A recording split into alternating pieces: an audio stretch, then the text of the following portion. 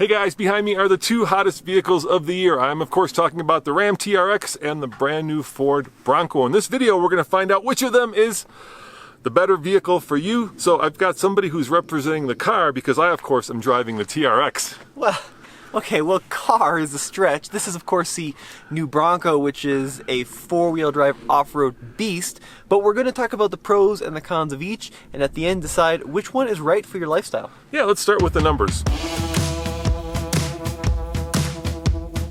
I, of course, want to start with the numbers because on paper, this Ram is the clear winner. 707 horsepower, need I say more? 8,100 pounds of towing. It just kills the Bronco in every numeric number that you can think of. Well, not really. You can tell that my dad is sponsored by OPEC over there because the Ram 1500 TRX is an incredibly unfuel efficient vehicle that is remarkably expensive to run compared to the Bronco, and that is on top of the purchase price. That Ram is $77,000 and that's an entry level. It doesn't even have keyless entry. It doesn't have a proximity control on that Ram. This Bronco, fully loaded with pretty much every bell and whistle, $63K. Which is still a stupid amount of money for a four-wheel drive off-roader, but I digress. This is a much more affordable vehicle. Starts at like 28 grand. It tows 3,500 pounds. It also has better off-road gear. Let's check that out. Quite honestly, the TRX doesn't make a lot of sense here in Colorado for the kind of off-roading we do. I mean, it's very loud and shouty and very quick and extremely wide. You can jump, apparently not rivers and stuff, but you can jump smaller stuff. But the Bronco is much more usable in the real world off-roading we have in Colorado. It's much smaller dimensionally. It's got really good approach, departure, and breakover angles. But then, of course, it's got the selectable off-road gear like the front locker, the rear locker, the sway bar disconnect, the turn assist. All that makes this, I don't know, it's just more useful in the real world than what the Ram TRX offers, at least here in Colorado where we've got trees and big rocks.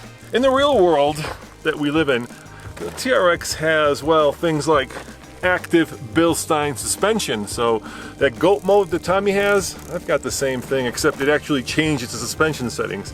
And talk about practicality, look at this, it's a bed, which allows the TRX to do things like haul dirt bikes and tow the Bronco. The Bronco will not tow this. But more importantly, that little 2.7 twin turbo that Tommy's got under the hood, it's cute, but you should listen to the sound of this supercharged V8. Hemi, of course.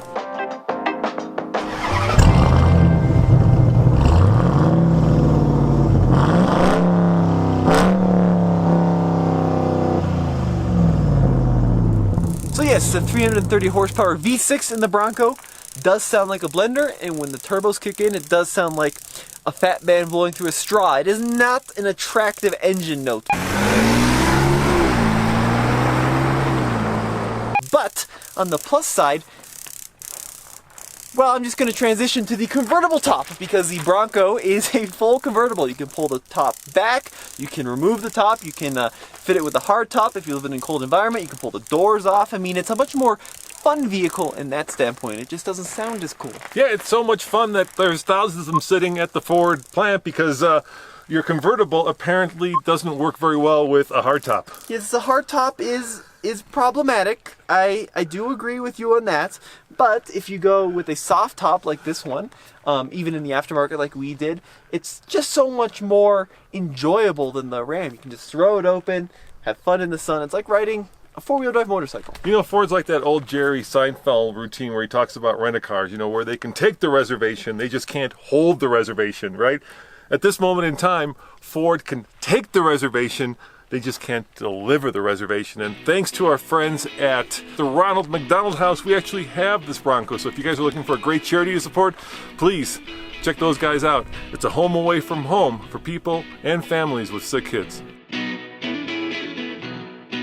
Now we are here at Tombstone, which is a pretty easy hill, especially for these two vehicles. But if you're interested in seeing just how good or bad these are off-road, check out the TRX. We've done plenty of off-road videos with it. Another foot.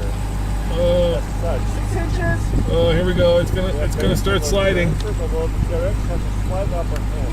Here you go. It's really heavy. Nice. Nice and slow. Don't hit. Didn't you just go up some pretty hard Colorado trails, Tommy, in the Bronco? I did, yeah, absolutely. So check out those videos in our Wrangler versus Bronco versus Defender series. Nice and easy on the skid plate, but that is what they're there for. At least that's what I'm going with. Yes! First try! Now this trail behind us is called Tombstone Hill. We use it for our crossover and SUV testing. And for a lot of crossovers like Subarus and Toyotas, I mean, this can be like Armageddon.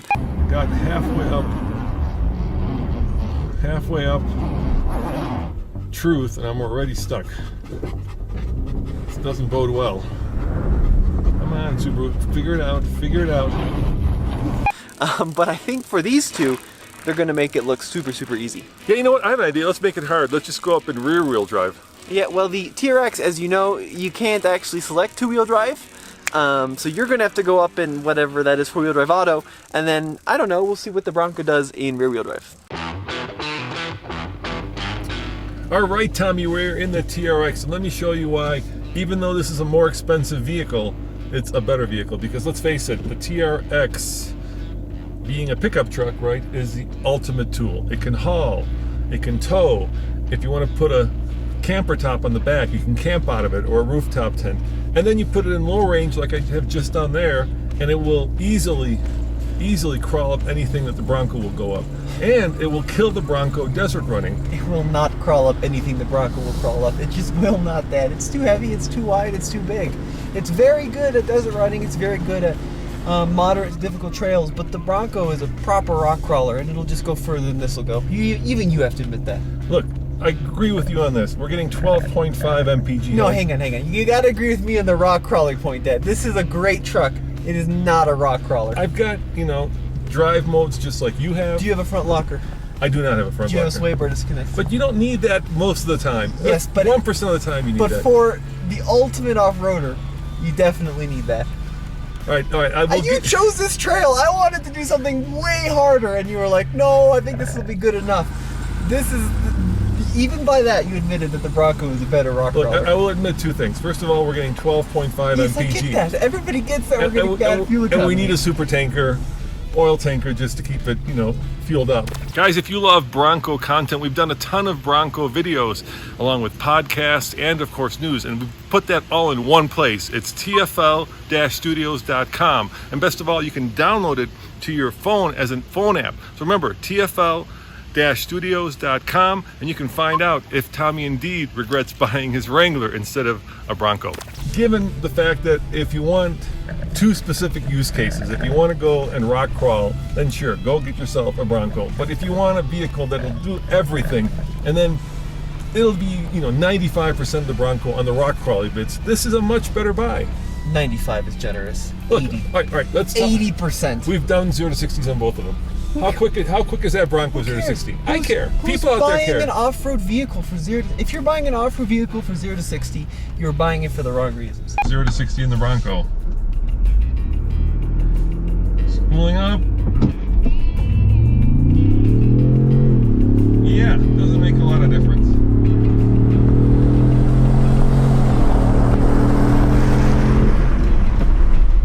There we go. 10.21. 10.21 seconds.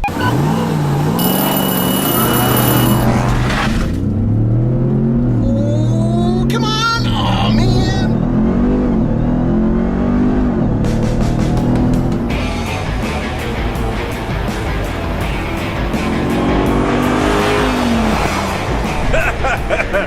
Oh, hell yeah! This is the best time I've had here at the mile above sea level. 4.56. Counselor, please answer the question. I don't know, 10 seconds versus like 5 seconds. Versus like 4 seconds in this. Okay, what about parking it in your garage? What about parking in the Can you garage? park this in our garage at home? No, but you can barely park the Bronco too, so. But you can get it in there. You can barely. Get it in there. What happened if you've got 5 people and you want to carry their luggage? Well, then you get a topper. Then you've just eliminated the best part of having a truck, which is the open bed. I'm saying that this is an amazing truck. On the road, it's super great. It's an ultimate road tripper. The technology's pretty good in here, but it's not much of a rock crawler, in my opinion, at least for the Colorado trails. First of all, we couldn't even get to the fun trail I wanted to do because you'd scratch the hell out of the side of this truck. Yes, it is wide. That's And another thing. It's very wide. It's not as purebred as the Bronco for the kind of stuff that we do on a regular basis. It's a very good off-road machine. It'll go 99% of places that you guys want to take it. But for the crazy folks like me who want to go to the really, really far reaches of the most difficult trails, this is not really the vehicle to do it in. And so, guys, the lesson here is if you want a vehicle that will tow the Bronco to the crazy places you want to go, get a TRX. Yeah, and it's only base. It's only like 10 grand more. Only 10K when you're dealing with 70,000. This truck, Dad, you can get this truck to like, what, 100K? You know, the issue is both of these guys are being marked up like crazy by the Yes. dealers, so they're both, you know, unattainium at this point. Well, let me show you a real off-roader and what that'll do on the... All right, let's jump in the Bronco. Let's go Yeah. do it. So here's the deal, Dad. All right. If you live in... Aren't you going to go in low? No. You're not even going to go in low. There's no reason to. I'm going to lock the rear diff, which I can do in high range, and that's all I need. So you're going to be in two-wheel drive in high range. Yes. You're a show-off, dude. Well, look, the point is that if you live in Barstow, California, and you have those wide open deserts to your availability any time of the year, then yeah, the TRX is great. But if you don't live in those areas, let's just get this thing. You know, I mean, it's going to be more fun off-road. Look, I'll give you this, right? I love the fact that you've got a convertible vehicle, and that is worth money in my book. Worth a lot of money, right? You can take the doors off, you can pull the top back, you know, you can do all the fun things you can in a Wrangler. This, to me, is more of a toy, right? So, let's face it, they don't compete at all, right? Nobody's like cross-shopping a TRX with the Bronco, or if you are, and you've got a lot of money, this probably competes more with a side-by-side today. But having said that, if you could only buy one, there is no doubt in my mind that I would go for the TRX. It's just got so much more bandwidth. Yeah, but you could buy literally 3 Broncos for the price of a TRX. You could not. You could. No. 28,500 started. On paper you could, but in real life you couldn't, because, you know, the dealers are going to do their dealery, you know, effery, so you know how that goes. Okay, you could order 3 You could Broncos. order 3 Broncos for the price of 1 TRX. I will I'll give you that. I will say that I think that as an all-rounder, I think that this is easier to drive in the city. You can park it at your grocery store, especially in tighter places. You just can't with the Ram. The towing I give you is crap. 3,500 pounds. I don't know what Ford was thinking with such a large vehicle, only 3,500 pounds. But for most folks, this makes more sense. It still has a big back seat. It's got a pretty large trunk. It's more fuel efficient. I think it looks cooler, and you can pull the top off. All right, I think there's one thing we can both agree on. They're both rolling on Goodyear 35 that are all-terrain. No, these are mud terrains versus all-terrains. Yes, but these are Goodyear Territory MTs. Those are Goodyear Wrangler Territory ATs. Notice they remove the word Wrangler on this vehicle. Of course. All right, you know what?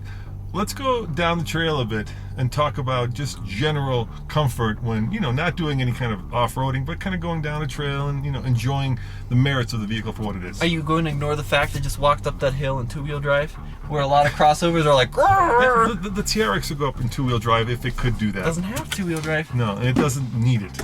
Right, so let's flip this open, Dad. Fun in the sun action. Now look at that.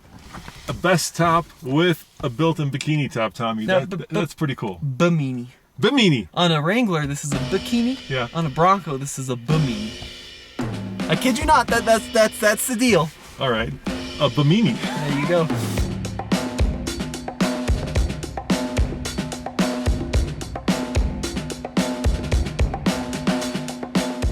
All right. The other thing that the TRX has, which is great for a trail like this. By the way, we're on the Switzerland Trail, and if you want to find out where that is, go to our good friends at Onyx Off-Road and check out their app. And you can find the Switzerland Trail, and you can get 20% off on an annual membership using the code TFL. Anyway, enough with the commercials. I've got a longer wheelbase to it, which makes for a softer ride. That's true, Dad, and on these forest roads, that is a good thing. But may I also point out that according to my speedometer, we are doing 3 miles an hour, so it's not like the ride is particularly horrible in the Ford anyways. Stepped it up to 6 miles an hour now. Look, this is the point. I mean, it's great having that incredible suspension on that TRX, but we're basically on a shelf road right now. And where that suspension would come alive on this kind of stuff is at 35 miles an hour. And you would go plummeting off the side of the cliff if you did this trail at 35. You want me to do it at 35? Not really, but even if you did, I could keep up. Because this Ford has Bilstein suspension as well, and it's much better suited to higher speed running than like a Wrangler. So this is pretty good off-road too, Dad. Even pretty smooth. All right, I just put myself in Baja mode. Let's see if you can keep up.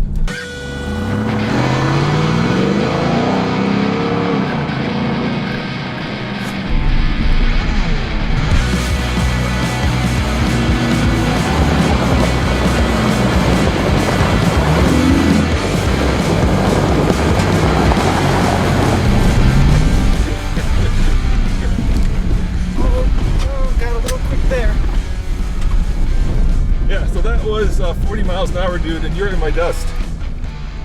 Yeah, so over some of those larger bumps, it did get quite bumpy. I agree that I cannot keep up on the higher speed stuff. That is very true. But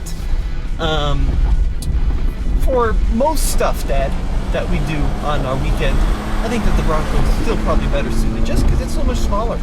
I'll give you that. You know, I think people underestimate the size of a full-size truck, and this one, you know, with the heavy-duty aspirational size challenge is, you know, quite a handful, even on pretty wide open trails. But having said that, it's a lot more comfortable, and it's a lot more, dare I say it, Tommy, fun. No, I disagree, Dad. Nothing like having the top back for the ultimate fun. I also have a Baja mode, it's worth noting too. And I do have some adjustability in the suspension, maybe not to the same extent as those, what are they called, the Blackhawks and the TRX. And the ride is more compromised than the Ram in the Ford, but it still is a comfy place to be. I still believe that. Maybe not as roomy on the inside, but definitely comfy. All right, well, let's park them and let's decide which of these two is the ultimate hot all-arounder. I was gonna say off-roader, but let's go with all-arounder. In other words, which one we would each buy. So for the ultimate all-arounder, Dad, on and off-road, which one would you take? You know, I've been doing a lot of thinking about that. So in my mind, it's kind of like horsepower versus convertible. You want both, right? And then it's, of course, utility versus like the cool kid on the block, which definitely is a Bronco right now. But at the end of the day, I would take the TRX just because it has the widest bandwidth. It offers the most everyday usability. And yes, it's thirsty, you can't park it, but for towing, for hauling, and for off-roading, it's by far better. Well, if you have the need for the truck bed and the towing capacity, you can't beat the Ram, but if you don't have the need for either of those, I think the Ford just does a better job of all-around off-road ability and livability in the city. And I gotta tell you, we are so blessed because you guys watch that we can actually have both of those vehicles behind us, because this is definitely a first world problem, and it's a fun problem to have, you have to admit. Well, check out TFLtruck.com for the latest and greatest in new truck reviews, and let us know in the comment section which one you would take. And coming up soon, I know you guys are wondering, we will be towing with the Bronco, so we'll see how it does up the Ike Gauntlet. See you guys next time. Ciao.